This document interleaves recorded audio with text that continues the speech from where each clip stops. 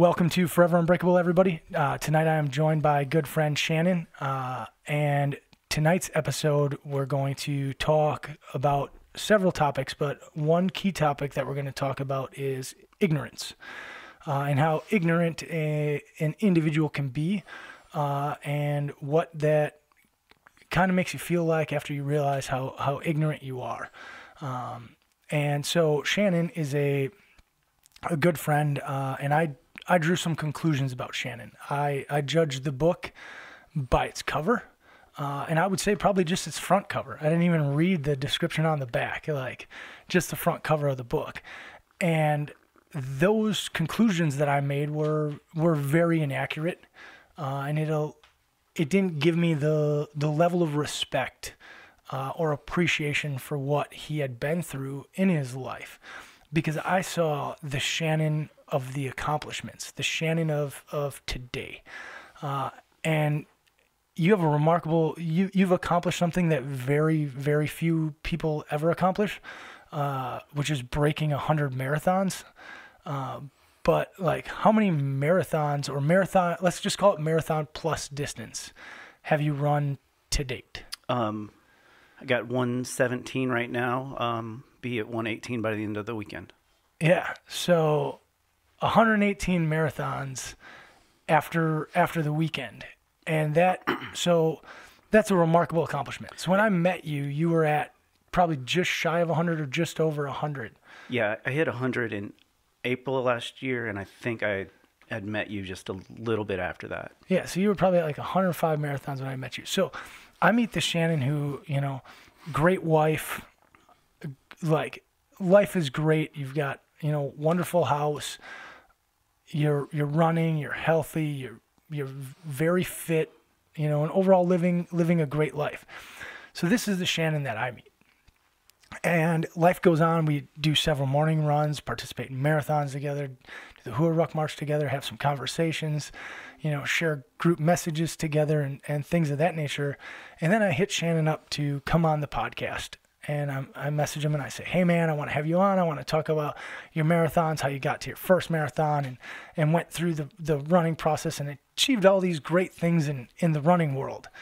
And, and now a pacer for, numerous marathons, helping, and inspiring others to go out and achieve their goals of completing their first marathon or PRing, and just all of this remarkable stuff, coaching athletes to get to Boston and everything that you do. And I'm judging you based on that.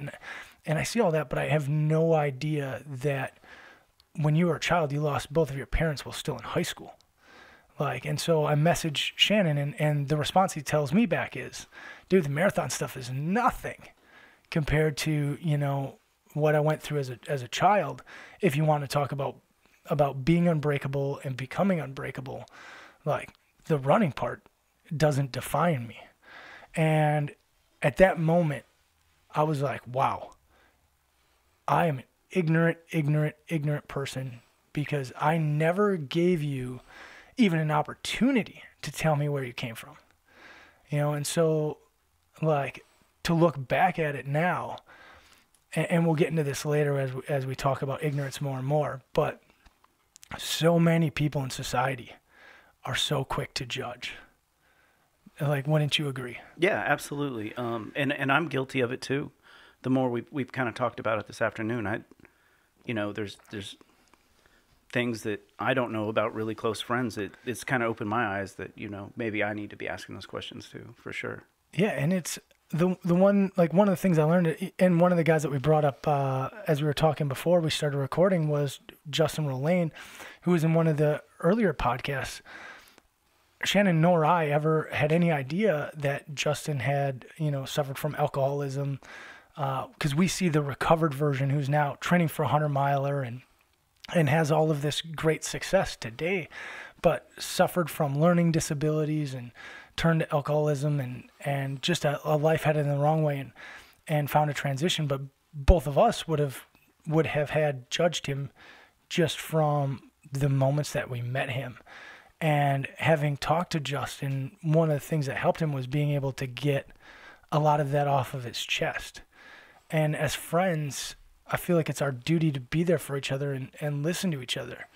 and we're too ignorant at times to do that.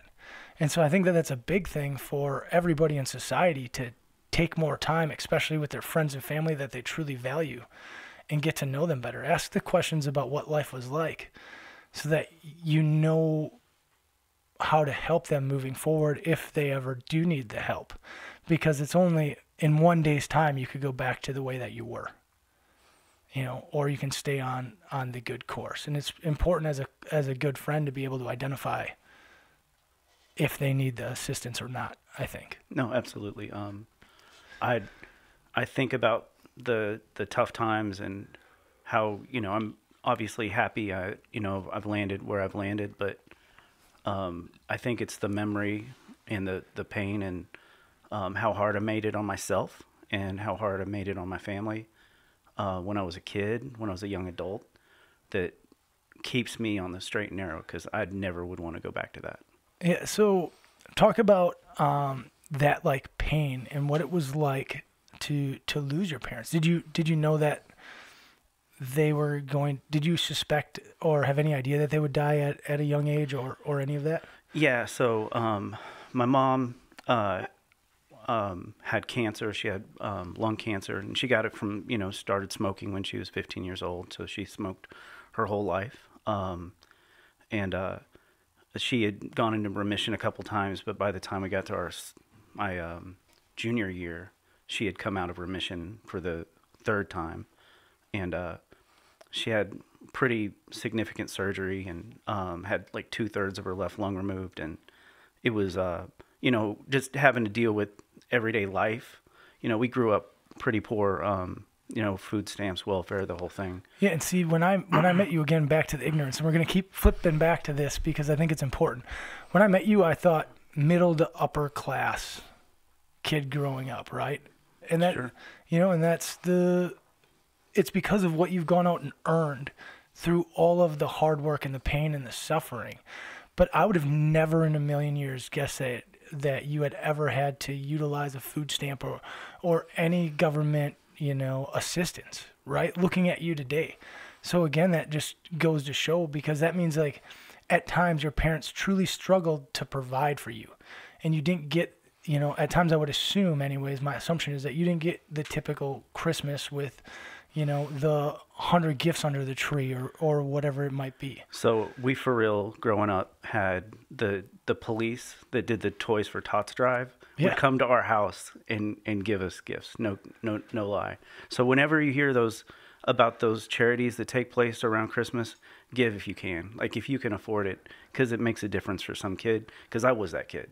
Yeah, talk about what it was like to get those gifts, to receive that, when you know that, like, because many kids, they don't get anything all year, right? They're wearing hand-me-down clothes with holes in it, and it's easy to identify when you look at a school. It's easy to identify those who come from wealth and those who do not, and that they're wearing shoes that don't fit or are second or third generation because they're so beat up. And then one day somebody brings them, somebody from the outside brings them gifts. What is that? What does that feel like to receive that? So I didn't know how we had it and how other people had it differently, because, my view was quite myopic as a kid. I just knew that, I didn't ask for things because I knew the answer was going to be no, because there just wasn't going to be any way to get it. Yeah. And, I didn't think that, I was a charity case when I was a charity case. I just thought that that's what, people are nice and they're doing nice things for you, right? Yeah. I look back at it now and I realize, what happened, and I don't talk about it, honestly, and as an adult. I never do. It rarely comes up. But, so it was easy for people to identify and see that, our family kind of had issues. My father passed away when I was a sophomore in high school. My mother, 26 months later, when I was a senior. And I wasn't like a really good kid, especially after my father passed. He was kind of like my direction in life. And I had other influences that weren't nearly as positive from inside and outside my own household. And so I made a lot of bad decisions, really poor judgment, genuinely poor judgment. Yeah. I was a pretty bad kid. I got in trouble after high school, got in trouble with the law. But, was able to kind of hold things, moderately well together, and eventually got a job driving a forklift in a warehouse. Parlayed that into a purchasing clerk job that allowed me to go to night school. And I had a mentor at the warehouse. And I want to talk about the mentor right there, because I think that that's a huge, huge topic. So up until this point, you probably didn't have a mentor in life, and you're not looking long picture. Because I remember when I graduated high school, I wasn't looking long picture. Like, I went to college because that's what you do after high school. Right. That's like, and I joined the military at the same time. But it's like everybody shovels you into the college or military or some aspect, right? Like, people are shoveling you towards or go get a job. Yep. And you're not thinking long picture or long term, like, how am I going to generate success for myself? How am I going to create a family? You're thinking about, what's good for me this minute. Right. How am I going to pay the bills? Like, if I want to have a cigarette this minute, like, how do I buy the cigarette? How do I smoke the cigarette this minute? Like, that's my concern. Right. If I want to have a beer in college, I was like, how do I get the beer? How do I get to the party? And you're never thinking long term, like, how do I create success for myself? And so I'm assuming you went through the same thing, because I think everybody goes through that, where you care about the moment. And then I remember my first mentors were the first people to teach me long picture. You have to work super hard today for tomorrow, next Monday, the following Monday, a month from now, 2 months from now, a year from now. And I don't think you realize that until you get a mentor. So talk about, like, that not looking long term, and then also, like, what getting a mentor did for you when you got, because I'm assuming this is like your first real substantial mentor in life. So talk about, like, the significance and what change that brought. Well, I had pretty low self-esteem. I was good in athletics in high school, and that's probably why I graduated on time. So I had to keep my grades up to play sports, quite honestly. And, I was a pretty good wrestler. I could okay at track, but I could run longer than anybody. I had it and then. Still can. I had it then, but I didn't realize how big a gift it would end up being, how big a part of my life it would be. But the gentleman just realized from working with me that I was capable of doing more than what I was doing, even though I didn't know it or have the confidence to go execute against it, even if I could, right? Yeah. And he's like, why, there's this job that's come open. It's a purchasing clerk job. It'll get you in the office. It's actually a little bit of a pay cut, but it'll allow you to go to school at night. And we've got a tuition reimbursement program that'll make up the difference by far. And in the long run, it'd be a great investment in time to, you can do more for the company if you do that. So how old were you when this opportunity came about?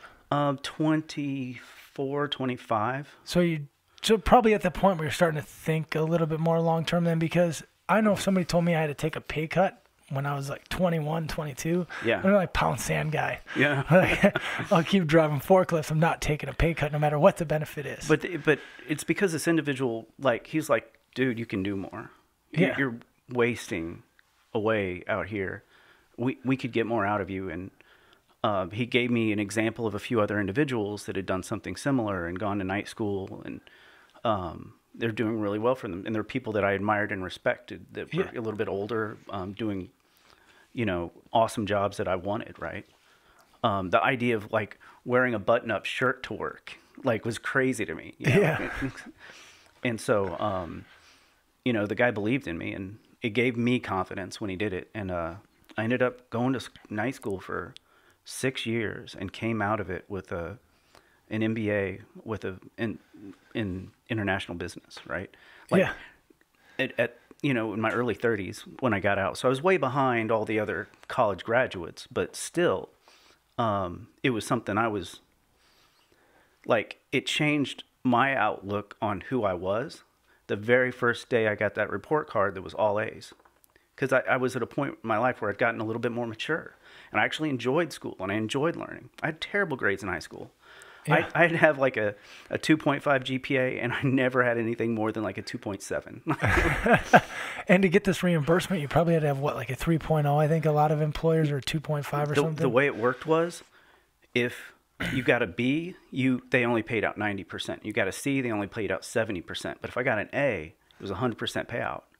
Damn. And you're probably not, because how old are you now? 42. Okay, so we're talking almost 20 years ago. Yeah. So income wise, like if you were making $10 an hour back then, you were making good money on a job that would give you a benefit like this. Right. So you weren't making the money to pay that extra 10 or 20%, I'm guessing. Right. With a typical 25-year-old spending habits. Right. So, that's interesting. Yeah. But yeah, in 6 years of night school, I only got 2 Bs in all of undergrad and graduate school. That's impressive as hell. One in graduate school and one in my first courses. So, yeah, and it's class, and I beat myself up about it because it's stuff I'm really good at. It's like accounting. Like, I'm awesome at accounting. But that's how it always seems to be, is like, because that's where you'll second guess yourself, I feel like. Yeah. Whereas some of the stuff that we're not as good with, we allow our gut to kind of answer the question sometimes. Right. And when you're good at something, you hold yourself more accountable to its success. And I've seen that in running. I've seen you beat yourself up over, what was the Zumbro? Yeah. Right, Zumbro. You signed up last minute, so you didn't have a choice but to sign up for the 100 because the 50 was already full. Right. And then you just beat yourself up for weeks after it. Yeah. Even though, like, I'm not going to try and describe it. Describe the day. You were there. You lived it. Like, how bad of a race was that? And something you're great at is running. Yeah. And you know as well as I know that you can't beat yourself up about bad days because you're going to have them. And there's no way to stop it. Yeah. But talk about like the environment that day, because that day was set up for failure. Yeah. For every individual showing up. Right. Because you couldn't even get into the race. Like, yeah. Especially in the way it like the Friday morning is when they started the 100-miler, and that's when we got out there. And I remember it's a 5-loop, 20-mile per loop course, and it's a huge snowstorm in April. Right. It's the blizzard that came through this fall. It happened to happen that day, but it didn't start out that way. This was kind of before the snow. It was pea-size. Like, I remember coming in on my first loop, and pea-size hail like was coming down to a point where it is covering the ground. And talk about how far a loop is. I said 20 miles a second ago. It was 16.7, okay. So it was 16.7 mile loops. And I come in on the first loop. It's taken me probably 20 minutes longer than I expected. I come in, I see my crew, and it is like hail is coming down in buckets. Like, nobody is outside tents, and it, like nobody, they couldn't cheer because you couldn't be outside, and everybody's out there running in it. It's just a disaster. So my crew took me into the med tent, and they were like, "How you doing?" I'm like, "I feel fine. I got my legs, but it's pretty crappy out there." There were like 200-meter long sections, multiple sections that were so deep with mud, your full shoe would go into the mud, and it would try and take your shoe off when you pulled your foot out. For 200 to 400 meter sections like that. Yeah. And this was before the snow. Yeah. And then on the second loop when the snow started, and and there's water crossings in this race, and they had had about an inch thick ice over the top of the water crossing. And so when you try and go across it, you'd have to go across it to stay on course. Your foot would go right through the ice and just be soaked with really cold water. Yeah, and the air temp is in like the 20s, I think, or 30s. I know it was stupid cold. I think it was like a high of like 40 that day. But the temperature didn't tell the story. The wind was unreal. I forgot about the wind. They had like 40-mile-an-hour wind gusts when you're at the top of the ridge. And it was bananas. So I did not finish that race. And I'm cool with it. Now, I guess. I'm still not cool with it, but I was going to say, because there was like 2 weeks of running after that you didn't even want to talk about it. Yeah. You were just like, yeah, I failed. That end of story. Yeah. And I'm not trying to brag, but I've finished some really tough 100-milers. I've run some pretty fast 100-milers. I've run some pretty fast 50-milers, and whether I like it or not, it's my way or format that I use to have a positive influence on people, right? And when I'm supposed to be the mentor in this particular subject, the idea of not being successful is not something I want to really focus on, because I really do want to share the positive things that I can bring to the table that can help have a positive influence on people. I was a leech on the running community for the first 8 or 9 years that I did it, right? And so the last 3 or 4 years, it's really been about trying to figure out ways that I can help people, whether it's, like you said earlier, I pace marathons. I do a half dozen or so a year. It's where you carry a sign that says a finish time, and if the person that wants to finish at that time, they run with you. And so while you're doing that, you're giving them, positive motivation. You're kind of trying to help them accomplish this goal. And if you're running with a pacer, there's a high likelihood that it's an aspirational time, right? Yeah, and it's a PR time. Yeah, yeah. And so, if to get them where they need to be, you're going to have to guide them, and they're probably not experienced. And I've done, like I said, 117 of them, and most of those are ultras. Probably about 50 road marathons, but I've done a bunch of them, right? And so I can, give them advice on nutrition, answer their questions they've got, try and calm them down because they get super excited. Dude, the beginning of the races, it's like coming on the podcast. You're sweaty palms. You're just nervous as can be. For anybody who starts a marathon, I've got I don't know, probably 12 or 13 of them now. I've got to actually count at some point. Right. But every time I'm nervous, nervous as can be. And when we did Fox Cities, just some of the things that you were saying to other people was calming me down. Right. And one of the things that I think you do better than a lot of pacers that I've ran next to is the nutrition piece. Is you force people, not force them by taking their hand and physically forcing them, but you highly encourage them to, get nutrition at every water stop, and the importance of it and balancing it and all of that. Hey, make sure you guys get Gatorade at this one, get water here. I've heard you say those things through the miles, and it pays dividends in the end of races for individuals that actually listen and follow that process and stay to that pace and don't go, sprint out ahead, but rather focus and stay on track and achieve their goal that they want. Yeah. And I think that is, significant. And I love how I've seen you transition to much more of the mentor role instead of the mentee. And, you've helped me a lot, especially when I get off of the pavement. Right. More so and onto the trail. That's where I've, had my biggest benefits from you in learning how to slow myself down, because I'm out the gate, we're gone. Yep. And then I pay for it, 10 miles, 12 miles down the road. So I think that's huge. Yep. So I had a really positive experience a couple weeks ago pacing a race in Peoria, Illinois. Okay, yeah. I had actually for a small town race with only several hundred people in it, I actually had a really big group, right? So I think at mile 10 I had about 20 people, and then at mile 20 I still had 7 or 8. And how rare is that It's highly atypical. Unless it's a really big race, people usually don't keep up. But they, at a medium-sized race, I may have 3 people that are with me at mile 24, and I just push them ahead to go.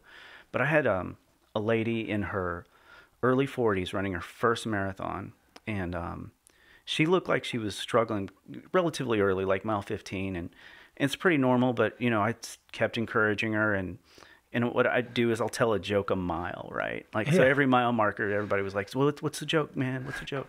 And this lady, her name was Sarah, super nice lady, and her family was meeting her in different places on the course, and you could tell that she really looked forward when she got to see him, big smile on her face, and beautiful family.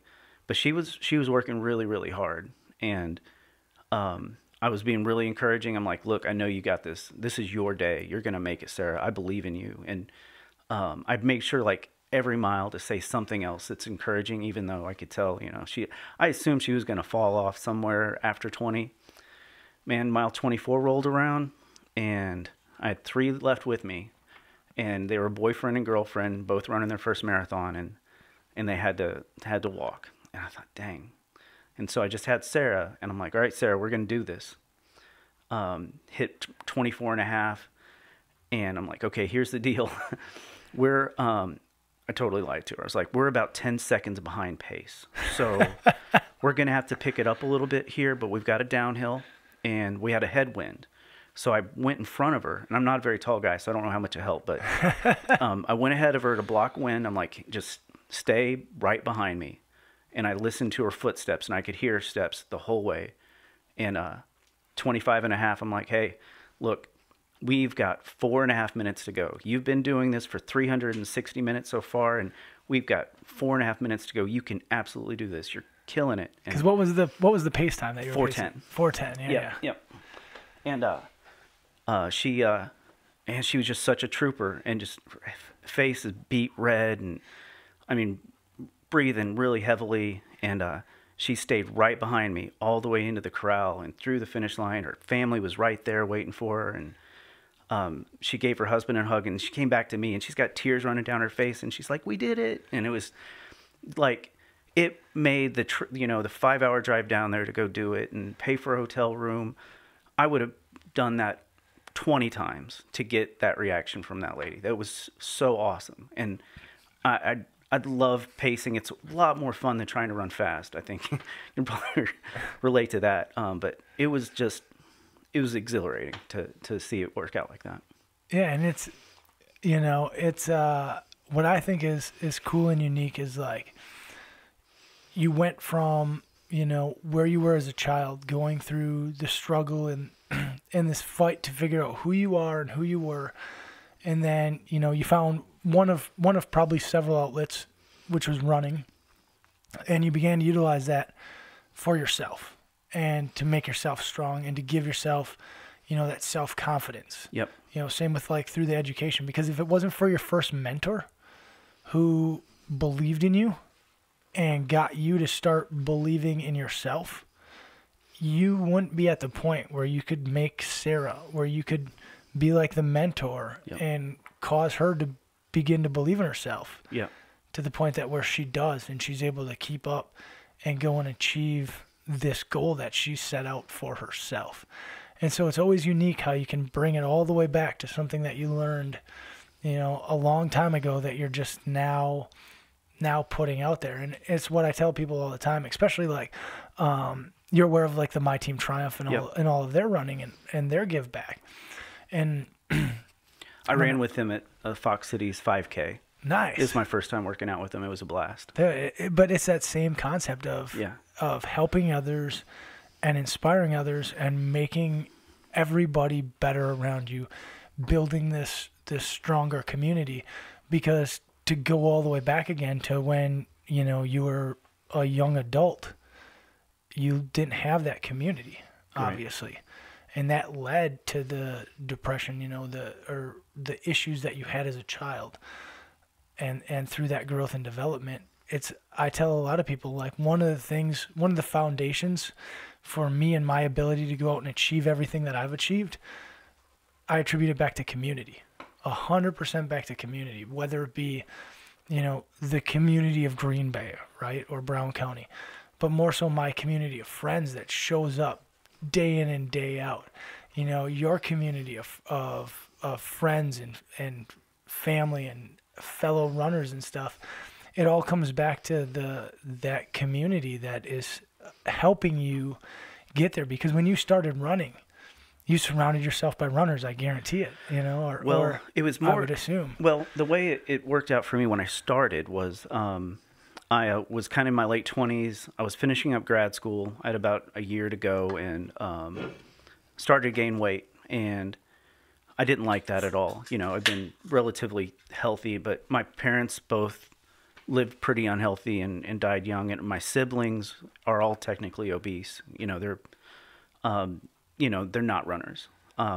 And I would look that way if I didn't, have run, average of 2,200 miles a year for the last 10 years. I'd look just like that. Yeah, you put in like 60-mile weeks on a pretty regular basis, right. I feel like.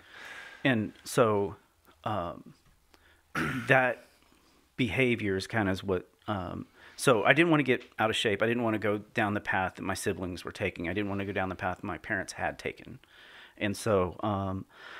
and there was a girl that I really liked that was a runner. And I was like, okay, I ran in high school. Like, I could run a sub 5-minute mile when I was in high school. But now you've gained weight. Right. So talk about how much weight you gained, or like approximate like... So I wrestled 135 in high school. I didn't walk around at that weight much, but I wrestled 135, and I was about 50 pounds heavier than that at this point. Yeah. And so I knew that wasn't going to work, right? And so I'm like, all right, I'm getting in shape. I'm just going to go run outside. Like, and I found this loop I could do that was pretty car friendly, and I would just do that. And how long was this loop? Maybe 3 miles. But I started out, I couldn't finish 2 miles on a treadmill at the gym. And that's what I want to talk about. So talk about the first day that Shannon's like, I met this chick. She is fine. I'm going to go and run. I'm gonna go show her I can crush, because I guarantee you walked in looking at that treadmill like you were gonna crush it. Well, it took me a while to get confidence, but I knew if I could just get incrementally better over time, that I could at least be able to run a half marathon with her, because she was doing 6 to 8 half marathons a year, right? Yeah. And we're talking about who is now my wife. Okay, so this is Jody that we're talking about, and she signed me up for my first race, and which was how far? 4 miles, 4-mile race in Forest Park in St. Louis, Missouri. And you still hadn't ran on the treadmill yet? No. I'd gotten to where I think I did one. I could finish 2 miles, 3 miles. I could do it. But I had a little bit of I was a little bit overconfident going into that run, right? And so I remember in the last mile getting passed by a geriatric female, and like it went really bad. Yeah. And I was like, okay, I've got to be better than this. I have to be better than this. And that kind of lit a fire. And so then she signs me up for a half marathon. And I did that, my very first half marathon. I'd been working pretty hard for several months at this point, and ran like a 1:43. And nice, that's a really good time. People were telling me that was good. I didn't know. Yeah, that's a really good time for a half marathon. I think I've only got like 2 that are faster than that. But, within 3 years of then, I'd run a 1:28 though. Like, I'd really worked on it, tried to hone my craft. I wanted to get better. It gave me something to focus on. But talk about that journey, because you just like skimmed over it. And I don't mean like talk about the details of the journey necessarily, but like you just skimmed over it. When you said 3 years, you were like, yes, I worked for 3 years, and and then I ran 1:28. Like 3 years is a long time when you think about it, right? Yeah. Like, night school was what, 6 years? You said? Yeah.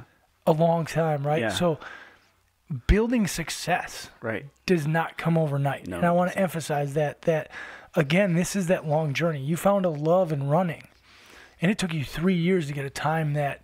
You can see in your eyes that you're super proud to say, like, I ran a 1:28 half marathon. Like, that is something of pride that came through a lot of hard work. And it's important to emphasize the hard work, that you don't get there overnight. You don't get there by not putting in the time. And if you want the result, you can get the result in whatever you want in life, if you're willing to put in the hard work. And you experience that, even though you just glazed over this whole series of hard work that you put in. But I mean, talk about like the training, because you run a ton now. You had to be running a ton then, and it's not, always easy miles, comfort pace in 60-degree perfect weather. Yep. So in 2006, when I'd gotten out of school, I got a job offer. Like, just kind of lucked into getting the contact information from a guy that had the influence to get somebody hired at Walmart at their corporate office, doing what I went to school to do. So one of the biggest companies in the world. The biggest company in the world. Yeah, at that time. And that's crazy. Yeah. Like, and so it just fell in my lap. I'd hung out with this guy I didn't really know that well on a Memorial Day get together. He gave me the guy's card. I emailed the guy on Tuesday. The day after Memorial Day, I emailed my resume, my knowledge, skills, and abilities, background, certifications, all this. And later Tuesday afternoon, I got a phone call from Walmart HR saying, hey, we'd like to set up a phone interview for Friday. So just a couple days later, okay, game on. So I called on Friday I did all this interview prep. I was ready to go, ready to rock. And HR person was just like, you know what? We've decided to go ahead and bring you in. So here's the details. Here's what your flight number is. They'll have a ticket waiting for you. And they flew me down the next week. Down to where? To Bentonville, Arkansas. Okay, and where are you from? This was in St. Louis. Okay, so this time you're in St. Louis. All right. Yep. So after high school, I lived in St. Louis for 10 years. And that was the forklift driving plus school, 10 years. And then 10 years in Arkansas. And so this was that's what got me to Arkansas from St. Louis. All the hard work, all those nights up studying, writing 20-page papers, it just worked out. Like cash the golden ticket at that point. Yeah. Literally got a 40% raise overnight. So the pay raise from forklift to having to go to night classes, and you're probably working 8-hour days and then doing 5 or 6 hours of studying at night in class. Yeah. Like now you're getting all that back times 2. It was an investment, man. Yeah. It was an investment. And now in the 12 years since 2006, I've doubled that salary, right? Yeah, which is huge. And so that's insane. It's awesome. I don't know if there's any other country in the world that you could do it, and I'm really proud to have been lucky enough to be born where I was. And if you just work hard and you apply what little talents that you have, you can accomplish things. But it's not gonna, like you said, it's not going to be overnight. Yeah, it's a lot of hard work, and you can't take days off. Yeah, like you gotta be religious. You didn't get the A's by being like, oh, it's a Tuesday, I'm not going to work. Right. Because I need this night off to watch whatever my show is that's on TV, or hang out with my buddies and have a cookout. Like, you got to put in the work. And that's what I tell everybody. It's a grind. Yeah. And if you want to be successful, it's simple. Grind. Yep. And if you grind, you will be standing on top. Yep. And I don't know what makes people driven. I don't know what made me driven. Except that I care, and it matters to me. And I didn't want to, if I choose to have kids, I don't want them to be raised in an environment like the one that I, was raised in. I want them to, I want my family to be like, not only financially, but, socially and, in a good spot where, well-adjusted, happy, right? And I think you strive for that in everything that I've seen. Like the way that you interact with people, the way that I've seen you interact with your wife, like you strive for that in every facet of your life, is to make and develop a stronger relationship with everybody that you meet. Like you're a very, very attentive listener. You pick up on everything and you pay attention, you're focused. And that's, I think a lot has to do with what you just talked about, of going through that struggle. Yeah. And now it makes you, more appreciative to what somebody else may have gone through. Yep. I am incredibly grateful. I've got a place to go to work on Monday, and that's a really big deal because not everybody has that, Fact. And I don't take it for granted. And sure, I don't need to be at the office by 8 or till 8, but I'm usually there about 7, because I like to get a head start on what's going to go down and have, I like my job, and I'm grateful for that too, because not everybody likes their job, right? Yeah, and I think it's an important thing. There are jobs out there. Yeah. Like, I don't know that there's enough jobs to cover the whole unemployment capacity, but I know that there's a job out there that I know that you can find a job that you want. Again, if you're willing to do the hard work. Some of the jobs you want require a 4-year degree. Some of them require a master's. Right. Some of them require a doctorate, or Yep. PhD, some version of the doctorate. Yep. And some jobs just require a certificate or some sort of skill set that you can teach yourself. And I tell it to people all the time. I'm like, YouTube is arguably the greatest invention in the world to It's me, awesome. because you can learn anything that you want to learn, I feel like. Right. And if you're willing to put in the time, you'll create that success and you'll get the job that you want to do in life. Right. And if you work hard, man, luck favors the prepared. You know what I mean? I love that quote. I'm writing it down. I'm writing it down. And like when I was in high school, on the weekends and in the summer, I lumped import trailers to make money, right? Like it was awful work. You're inside import containers. So what's an import trailer? So it's think of a tractor trailer, the trailer part. Yep. But it's basically a metal box that in Puerto Rico or China or Venezuela, anything that's manufactured, they're importing into the U.S., they put it in these boxes, lock it, and put it on a container ship. And it comes over, and they get, when they get here, they're not palletized. So it's just a bunch of boxes, and you have to unload them by hand, right? Yeah. And so I would, what I did for work when I was young, I wrestled. I was pretty strong, never a big guy, but go in there and just unload import containers that are metal boxes, like in the summer, right? So if it's 90 degrees outside, it's 110 in there. And this is in St. Louis? This was before I moved to St. Louis. I grew up in Springfield, Missouri. Okay. So still Missouri. So it's Yeah. a warm climate in the summertime. Yeah. And usually wet, like humid. But what I did there is I parlayed that into getting OSHA certified to drive a forklift. And that OSHA certification is what I parlayed into getting that job at Rubbermaid. Yeah. And it ended up putting me through college, right? And Yeah. I mean, it's the way things just, because I didn't have to get that certification when I was lumping trailers at the warehouse when I was a kid. I didn't have to do that, but I wanted to. And it was probably extra time after the typical workday. So you still did your 8 hours and then you went and did your certification. And Right. like that's what I tell people is like, there's opportunities everywhere in your job. Right.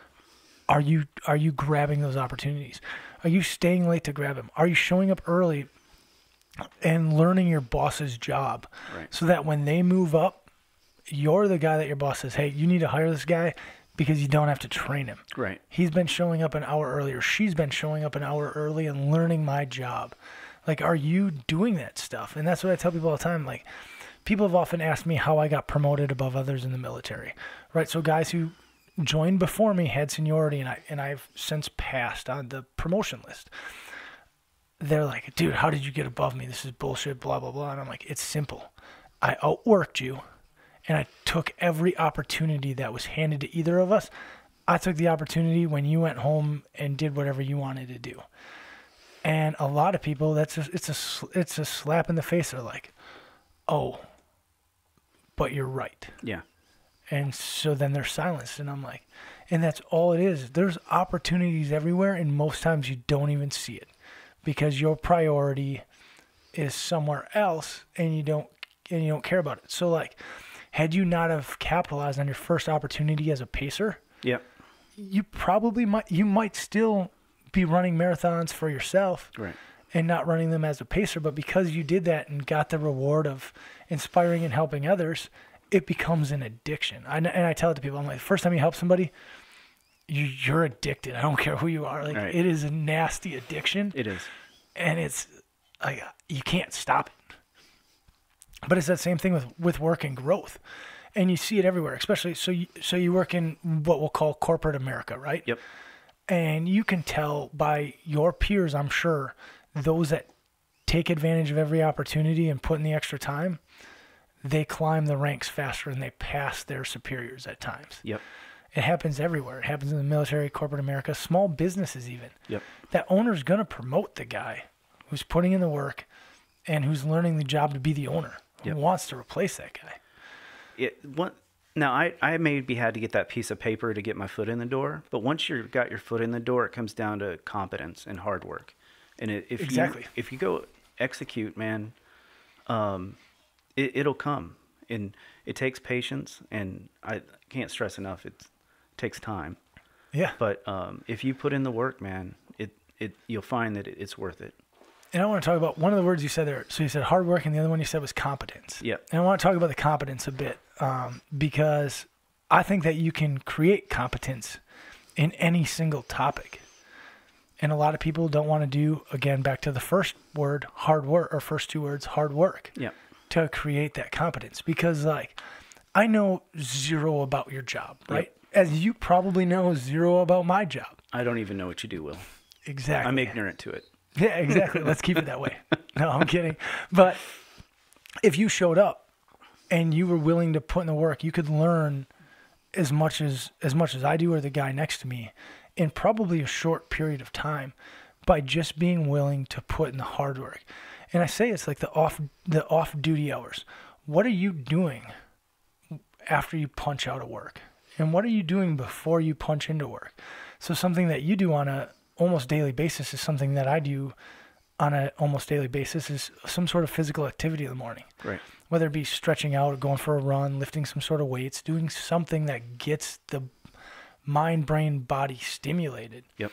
Like, how do you see that effect in your job day versus the days that you don't get that in the morning? Like, what is your, like, amount accomplished, or how does that affect you throughout the day by getting your day started properly versus more, lazily and just showing up to work? So, if I've got a big meeting or a big presentation, or I have to travel to go, like last week I had to go to Massachusetts to meet with the person who buys the product I sell at CVS. So this, 8,500 outlet drugstore chain. Yeah, CVS right? is huge. Yeah. So I'm meeting with the buyer, and I know that for me to be my best version of myself and go out and crush that meeting, my meeting's not till 10, but I'm going to roll out about 4 o'clock, and by 4:30 I'm going to be on the streets, and I'll hammer out 7 to 10 miles, come back, get a nice breakfast, and I know I've got my head clear. I've thought through everything. I've done all the prep work. It's just down to execution at that point. But if I don't get that run in, man, I feel like I don't know if the word heavy is the right word, or lagging or slow. I'm just not as fresh as I would be otherwise. But I know that if I execute, I know if I do this, and I do this, I'm going to be the best version of me. And I learned that early on in my career, or at least once I started running and was doing it regularly, that I just felt better all day. And not only that, because I'd gotten up early and I'd exercised, when 8:30, 9 o'clock rolls around, I'm more tired than I would be otherwise. And so then I go to sleep faster. I get into REM sleep faster. So I get better sleep over that time period that I'm actually investing in being in the bed. And it impacts positively so many things in your life that I don't ever want that not to be part of my life. You know what I mean? Yeah, and that's exactly how I feel. It's like, and I tell this people all the time, I'm like, physical fitness, it has made my marriage better. It has made my employment better. If I don't do physical fitness in the morning, I find myself on Facebook or Instagram probably 5 more times during the workday than I otherwise would have been, because I'm, for whatever reason, the chemical, whatever it is, I'm just more focused, and I get home and I'm more passionate about my marriage and my wife and our life together. And I'm more passionate about, taking care of my dog and making sure he gets to the park and he gets his ample exercise. And I can tell, like, the days that I don't get in the same, and I can tell to a point of how much physical fitness did I get in the morning. Did I crush a sweet 2-hour session of running, or was I in the gym working super hard for an hour and a half, versus did I go on just an easy 3-mile run and I didn't quite get my brain flowing as much. There's a gap over that time that is considerable. And it's my favorite part of Ironman isn't Ironman. It's the training that I did to get there, because I noticed like how much more passionate I am about everything else. And I'm certain it's the same thing for you. So that's exactly when I'm leading a pace group. About mile 2 or 3, I explain to the group something that I firmly believe in. It's that today is just a celebration. What you've been doing over the past 5-6 months to get yourself ready to go and execute today, that's the hard work. Today is just the celebration of all that hard work. You know what I mean? And so once they look at it that way and they realize, okay, I just like today's the party, you know, and today I get to go do something really cool, something really special. And once they get that mindset, I feel like it almost frees them from the task at hand of being a chore to more like being a celebration, right? So I've stole that from you now. Oh, did you? Just so you know, but I used it in a different context. Okay. And so I'm glad that you brought that up, because I wanted to talk about that today, about it being a celebration. And I told people that that's how they need to treat interviews. That is your celebration. Yeah. Like, go in there and celebrate. Right. You put in all the hard work. You did the practice interviews. You have done the things in life to build a resume that you are proud of, that you're turning in. Because anytime you're turning in a resume, you're turning in some product you're proud of. Yep. And everybody says, oh, I hate building resumes because I don't like to talk about myself. But when you turn that thing in, you're like, that's me. I accomplished every single thing on that sheet of paper. And you should be proud of it. Right. If you're not proud of it, go work harder and build a product that you're proud to turn in. And on that day, that is a celebration, and you need to go in and treat it like a celebration. And it's important that you do that. And the people that I've told that to now have had a much higher success in their interview process. Every one of them has closed on the job and gotten the job. And I think it's the same way with like when you go into sell to CVS or whoever you're going to sell to, right? Is you go into that meeting knowing like, I already put in all the hard work. Yep. Today I celebrate. And because I'm in this mood, in this zone, you immediately build that rapport. And you know through selling that building rapport is the key to closing the deal probably the majority of the time. Right. You know, that's why they say like a lot of big business deals are made on the golf course and not in the room, because they're buying from the person that they have that rapport built with. Right. And it's huge. So I think it's important that anytime you're going into something big, if you did the hard work, which you should have done if it's big and significant and important to you, you need to treat it like a celebration. Right. You need to not be so stressed about it. Relax and enjoy it, because that's why you worked so damn hard. Yep. You know, I think that's where I've stolen it. I haven't stolen it in the running aspect, Okay. because I don't pace people very well. Exhibit A would be Justin Gofford. Yeah.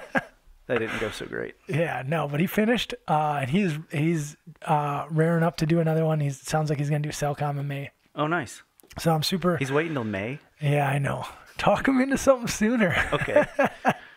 Well, he can come hang out with me on Saturday. Yeah, Justin, you're being called out right now. Man, since he's trained up, right? Because he just did one in September. So he's trained up. He might as well use it. Yeah, and he has been running since, because Okay. he just texted me about running tomorrow. So you should hit him up if you're going to the bowling alley to run tomorrow. Yeah, we're definitely bowling in the morning. Nice. I don't think I'm going tomorrow, just because my wife leaves for a conference, and with me deploying here in a couple of weeks, Right. trying to spend as much time with her as I can. So Sure. spend tomorrow morning with her, make breakfast, and do all that loving, caring husband stuff, Right. which builds the marriage. So I'll end up going and working out probably in the evening tomorrow. So it'll be more of a Facebook day at work, but you know the result. And I know the result if I don't put in the work in the morning. Yep. I know that I don't get the same quality out of myself, and I feel that like I owe it to my employer to be the best version of myself. Right. Like my boss selected me for this position because he knew that I was going to give him the best version of me that I could every single day at work. Right. Right. Otherwise, he would have selected the next guy. Right. And so I need to be that person at work. And I know that you know, based on the conversation that we've had today as well as other days, I know that you have that same belief of that you want to be the best version of yourself. And to do that takes 6 miles in the morning. Yep. Like that's what it takes. I think that's significant. But to not drag on the conversation too long, we'll get to the 2 power questions of Forever Unbreakable. Okay. So the first one, what is unbreakable to you? Having been through everything that you've been through in your life, what makes you unbreakable? I care. Like, it matters to me.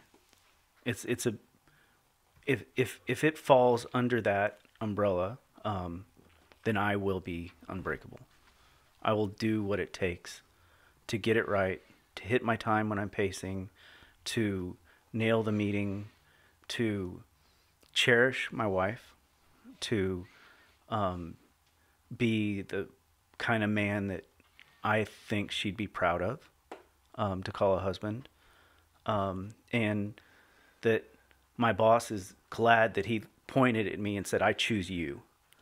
Make him proud of that decision. And because I care, I can do those things. And that's, to me, no matter what your beginnings are, no matter how humble they start off, if you care, you can be unbreakable and you can get there. No, absolutely. You're the first person now in like 30 plus episodes who has used that description. So like now you're starting to hear some similarities. Yeah.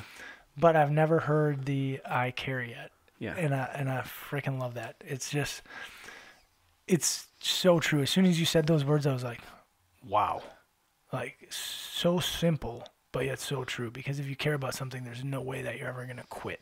Right. Or fail. Or not achieve the end goal that you want. So, like, Zumbro might not have been the end goal it might not have been the end goal that you want. Yeah. But because of your care level, what were you doing the next day? You're back out running. I did not take a day off. Yeah, you were back out running. Like, striving for the goal that you care about. Because we don't just get there in one day. Right. And it's going to be ups and downs. But if you care, in the end, you're going to be that person that the boss chose. Yep. You're going to be the guy that your wife is proud of. Or if you're a girl, you're going to be the girl that your husband is proud of. And that is important. It's important to care in everything that you do. And if you do, then you'll be there. And if you don't care, then you should probably stop doing that and move on to something that you do care about. Yep. So the last question I got for you, what's next? I feel like I'm doing pretty good at life right now. Okay. And when I say that, my job's going well. My running's not awesome, but it's not bad. This will be, the 9th straight year I've done at least 10 marathons a year. So number 9 for the year is going to be on Saturday. I'll probably get to a dozen, I hope, this year. Nice. Depending on how things play out.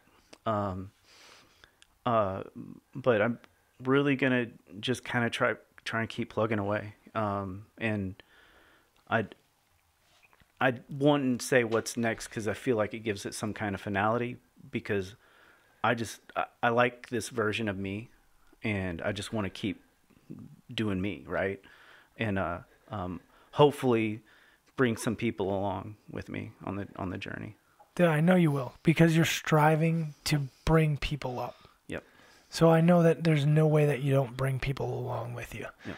Because when somebody is filled with the positivity that you're filled with, because I am yet to see you in an other than positive manner.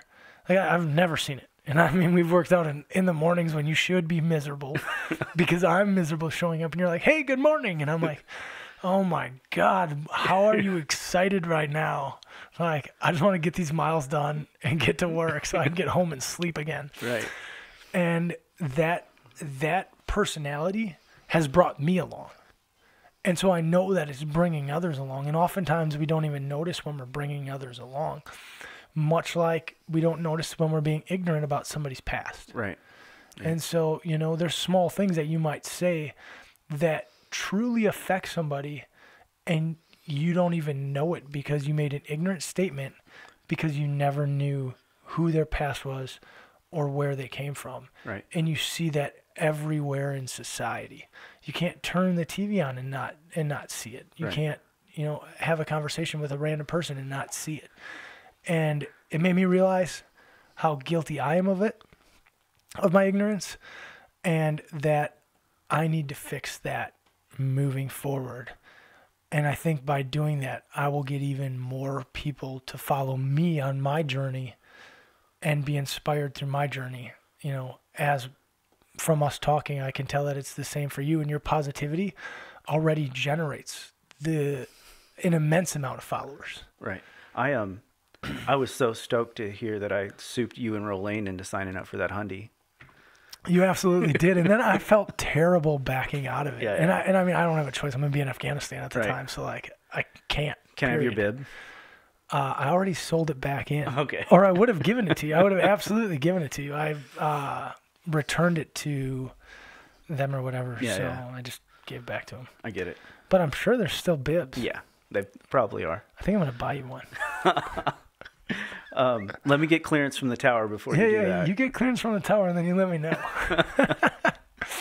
Because I would love for somebody to go down and run it with Justin. Yeah. You know, as many miles as they can, or at least be a participant with him in the race for the 100 miles. I think that would help him out a lot. Yeah, I think so too. I'd like to do a lot of the training with him just because I do that stuff anyway, and it's a lot easier to do with someone else. Let me tell you real quick how I met Justin. We don't have to stop yet. Let's, So he had posted in De Pere Running Group's Facebook page that, hey, you know, I got to run 20 miles in the morning. Does anybody want to run with me? I didn't know him from Adam, but I like running, 20 milers with people. Yeah. So I was like, okay, sure. Let me know what time and where you want to meet.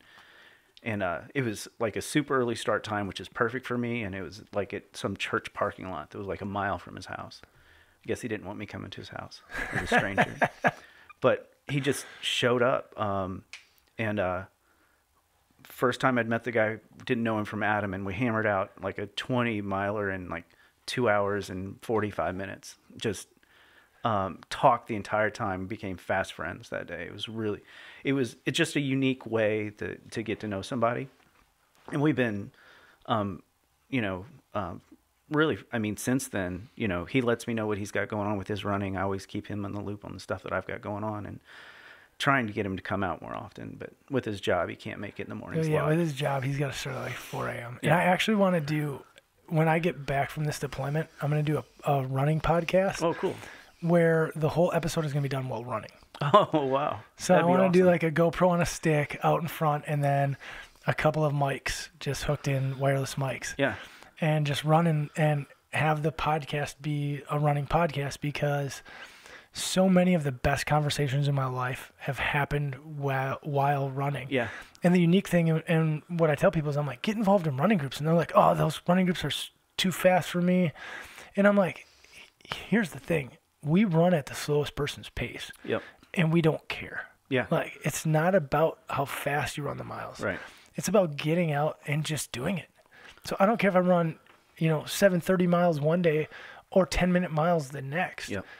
I just want to run with people and help motivate people just like you do. Yep. Is how do we help build each other up and build this love for something that has helped us. Yeah, and help like generate and continue to grow the community that's having a positive impact on all these people. Yeah. I love watching it happen. Dude, it's significant. And you're not just watching it happen, you're a part of the people leading in its happening. Yep. With how many people have you coached now in running? Like numerous people. I've coached 5 runners to Boston qualifying times. Yeah, that's what I mean. Like that's hugely significant. Like hugely significant. Well, you think about it, I do have like this unique talent, right? Yeah. I pride myself. I can roll out of bed on a Wednesday and run a 3:30 marathon. If I can stay at that level of fitness, that's what success lifestyle, right? It's not just running. And you've got this it is a unique talent. Not everybody can do it. Why not use it to help people, right? Why not use it to use my powers for good rather than evil? You know what I mean? Yeah, no, exactly. And when we look back at like your life, right? At one point you used your powers for evil. Yeah. And now incredibly poor judgment as an 18-year-old. Yeah, and now you've made up for all of that time twofold by taking what you're good at and helping others, realizing when you need to be a mentor. Yeah. And realizing when you need to be mentored. Right. And that's what I tell people a lot is like, know when you need to be one or the other. Be the mentor or be mentored. Yep. And when you need to be mentored, be a sponge. You suck them dry. Yep. Get every ounce of information you can out of them, and then continue to use them as a mentor down the road because they're living it. They've experienced it. And so why rewrite the book? Yep. Why rebuild the wheel? Yep. Like, it's already there. And then once you've learned all that, you should have a want and desire to bestow that knowledge on somebody else. Right. And if you do that, you're just going to improve the community and the people that surround you in life. And it is amazing when you see it happen. Right. Like I had the opportunity, and you know Tommy super well. Yeah. I had the opportunity to grow up with Tommy. We went to school together, and I got to see him go through all of his struggles in life, his, abuse of alcohol and gambling and everything that he went through in life, and, borderline down the suicide road. And to see where he is at today and the number of people he's inspiring, it is emotionally intense to see it happen. Right. And it's all because he chose to get rid of the powers for evil. Yep. And use those same things to create goodness and goodness for everybody around him. So he uses his charity to actually get people race entries into some of Mark's races. And this weekend, I went and stood in the woods by myself at an aid station at one of Mark's race and got to actually watch some of the people that got those entries get the benefit of what he's doing. And it was really cool. I really enjoyed it. It was really fun to see. Yeah, it's super powerful. Just witnessing it is beyond powerful. It's much like, witnessing the first time you see somebody finish a 100-mile race. It's intensely powerful. Witnessing the first time you see somebody finish an Ironman, it's intensely powerful. And you were no more than a witness. Right. And that's what I tell people. I'm like, open your eyes. See the achievements of others around you, and it will drive you to do more yourself. There wasn't a dry eye around when you finished that marathon with the pack on, dude. I was there. I witnessed that. Yeah, that was the most emotional thing I've ever seen. Yeah. It was just a lot of, and it was that same thing. A lot of people tell you that something's not possible. Like, it just can't happen. I told myself it wasn't possible a few times. Yeah. But I kept going back to that table of hard work. Like, if I put in the hard work, I will get this result. And I'm a man of my word. I said I was going to go out and do something. I have to at least try it. Yep. And if I'm going to try it, I'd best put out my best effort. And to do that meant hard work. So I did some of those long training runs with you, like right on your hip. You were a mentor to me. And I hope that you know it because I asked you a ton of questions because I built a training plan off of like you and Tommy and some of your advice from running 100 milers. Cause I was like, if I can run 100 miles, I can carry a 100-pound pack. Yep. But, I just remembered how strong you were. Like you didn't realize how strong you were. No, I had no idea. No idea going into the race. Yep. I will absolutely admit that because when we used to go out on some of those runs, like I would feel super strong at the end. And I had never felt that way. Was it that 18-miler we did that I took off with like a mile to go, and you ended up dropping like a low 6-minute mile to finish it? Yeah, it was stupid. And I had no idea that I had that in me. Yeah. Because I felt at like because that happened at like 16 and a half, 17, you took off. Yeah. And I thought that like at 16, I was cashed. I was like, I am burned out. I'm hurting. And then you took off and I took off, and it was like, all right, we're racing. Like, yeah, that's exactly what it was. This is wild. But it's important. It all goes back to that hard work. Yep. Be humble. Don't be ignorant about things, and put in the effort. And no matter where you come from, right? Like the loss of 2 parents could lead somebody to suicide, obesity, right? Yeah. All these negative, some issues and other things with trouble and whatnot could lead you down all of this negativity. But yet you began to put in the hard work. You began to capture and take advantage of small opportunities that were given to you, which turned into larger opportunities and bigger payoffs. And now you're here today, on this, much, much higher than probably if you would have asked anybody when you were 19 years old if you would be a success and would be where you are today, if you would even have a degree, much less a master's. Right. They would probably say no. Yeah, and that kid doesn't really resemble, who I am at all.